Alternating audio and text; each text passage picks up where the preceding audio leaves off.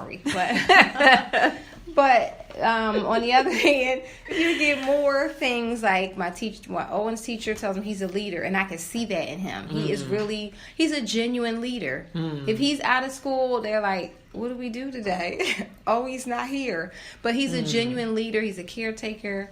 And Naomi is, she's a mediator. For her to be 3, she'll come and say, you should play with that toy and let her play with this toy. I seen her mediation. You all need to go in timeout. Right. I was like, wow, like this girl is no joke. Yep. So if you can see like those talents and those gifts in your children, our job as parents is to try to feed it, help them grow in that area, not, break them down and shun them for it. Like you want to make sure that they could use that, because it could go both ways. They could use that. He could turn out to be a tyrant, and a really with his leadership skills, he could be a wonderful leader that could lead people, or he could be a really bad general. You get it? So it depends on how you balance it out. So when you see that feedback, you're doing okay.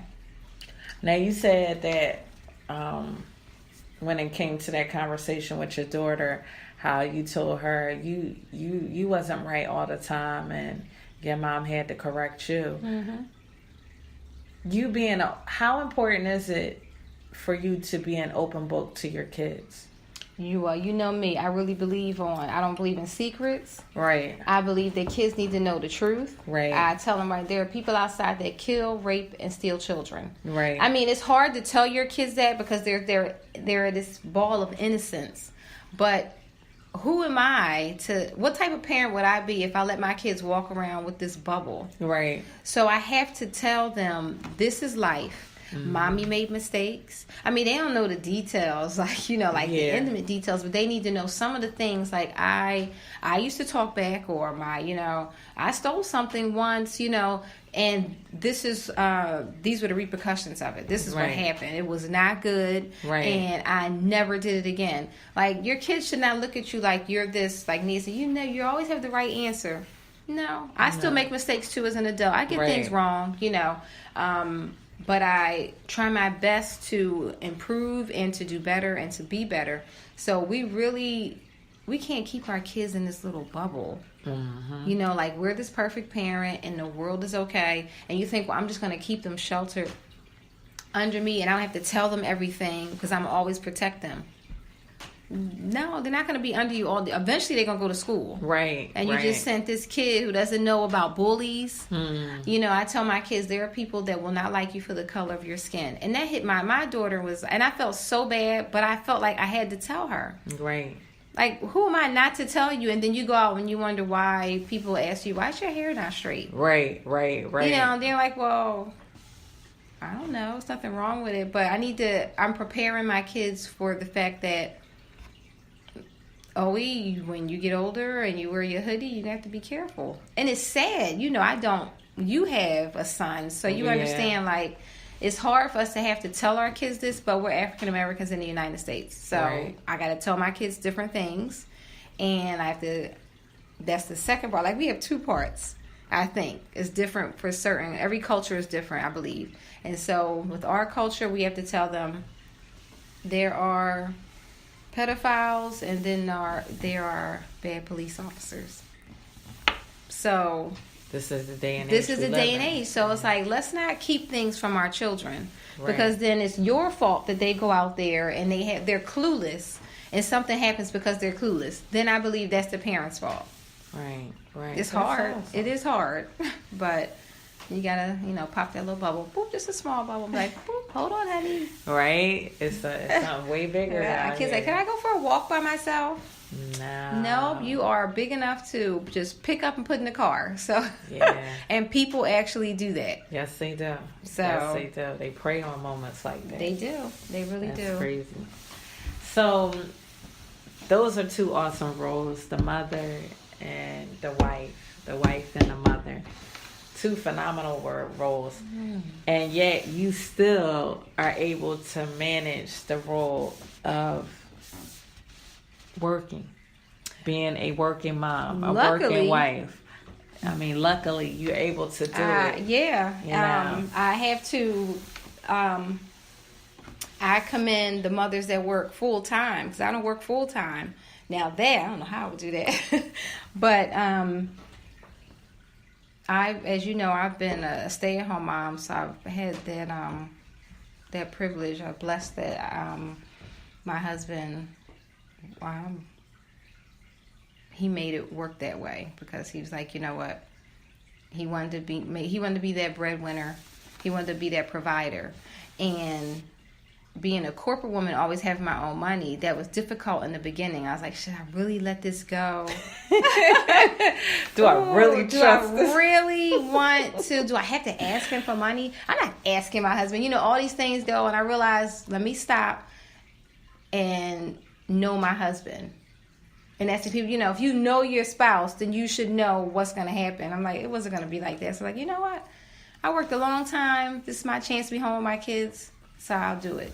And then I had a chance to go back to work recently, and I work at the kids' school, so it's fun. I get to see them. But going back to work with 3 toddlers is different from when I was in corporate, and they were just like one. I had just Nia at the time, and I always had I had the opportunity. I was blessed to not have to have the kids in any daycare, because our family helped, but it didn't feel like a lot. But now, even though I only work 2 days a week, and I have the 3 kids, that's why I say I commend those mothers that work every day, like a 9 to 5. Yeah. Because just in caring for your house and getting ready, like tomorrow I have to go into the school, and I'll be in there all day. So, and I have a few hours to get whatever's ready for, you know, clean up the house, whatever needs to be taken care of here, and then get dinner prepared, and then go and get the kids. And then when they get home, there's homework and dinner and tough time, and then I got to get ready for work. and then see, my job involves all my kids, so when I'm going out the door, they have to be ready too. So that's another thing. I need to get everybody ready, and my husband helps me, because the days I work are the days he goes in later, so that helps. But you talking about like me trying to get dressed, and then the kids wonder where their tights are, and I'm like, oh my God, if I had to go into the office again, I was like, you wouldn't be able to do it. No, but you do have to. I realized just working at the school, on those 2 days, that I really had to be organized. And I also had to tell myself that I am not going to get everything done, because you know how I am. I want everything to be perfect and done. My house clean. I cannot do it. And that's normal. And that is normal. And that's what you have to come to grips on, and accept that it is normal if I do not get all the laundry done today. But at least all the uniforms are clean, and I can hang them up. And I have something to wear. My husband has something to wear. So I really had to understand that, okay, I work, and it's no way everything's going to be peachy, and it's okay. So that was a process. That's the only way that really makes it work, to say, okay, it is what it is. Wow. Let me get the important things done. Wow. So working every week, when you do get home, do you shut completely off, work completely off? Do you think that's the best, thing to do? Because your kids is barking at you, your husband might be calling. It's hard. It's hard to do, because it is hard to do, but you have to do it. It's hard to work from home with all the kids in the area around you. So even though I have things that I'll bring home from the school, because I'm the camp director, so I'm preparing for summer camp. So, you bringing things home, so I still have stuff that I need to get ready. But I think it'd be selfish to try to sit down in the office or at this dining room table and do my work, and my kids can I have a snack, and can I, plus you have to watch them. Yeah. I'm not one of those parents that go in that room, and then I'm not going to do that because they're too little. Right. But you have to make time for everything. And sometimes, as you know, we are up late. Yeah. And unfortunately, if you want to succeed in something, you really want it to be successful, people need to understand that you might not get some sleep. Right. You really want to work and want to accomplish something. Even with, since you brought Beyonce up, they say sometimes she works so hard she don't eat her lunch, but she be dancing her behind off, practicing because she has this drive because she's doing something she loves and she wants this to be perfect or to be right. So just as working mothers, we have to take care of our children, and you're going to have to balance it out. You may be up late, and sometimes I'm up really late. I get it done, and then it's like last night I was just like, what, I'm tired. It'll wait till tomorrow. That's another thing, like you said, sometimes you have to tell yourself, it's okay, I'm tired tonight. Right. Otherwise you burn yourself out. You can't help anybody. Right. I think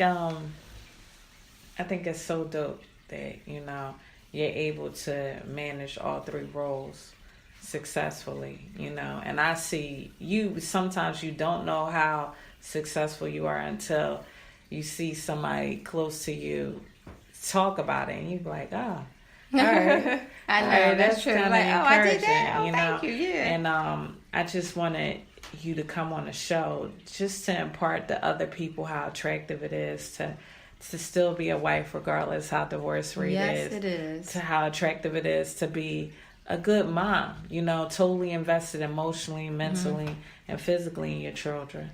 And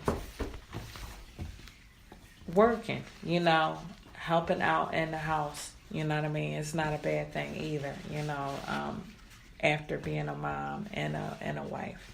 So I think this was awesome that you came on the show, and thank you for having me. I'm so blessed to have such a friend like you, and then you have this awesome show. And I learned a lot from you, and it also affirmed, I tell everybody praying helps a whole lot, and it keeps you sane. And God said, "In everything, pray. In everything, pray." You'll be sane a lot more if you take the load off of yourself and stuff. So we can't suggest or recommend this is the only way.